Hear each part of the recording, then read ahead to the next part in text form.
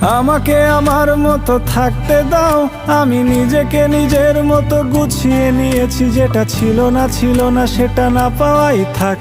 সব পেলে নষ্ট জীবন, তোমার এই দুনিয়ার ঝাপসা আলোয় কিছু সন্ধ্যের গুঁড়ো হওয়া কাচের মতো। যদি উড়ে যেতে চাও তবে গা ভাসিয়ে দাও, দূরবীনে চোখ রাখবো না না না না না না না না না না না। এই জাহাজ মাস্তুল ছারখার, তবু গল্প লিখছি বাঁচবার।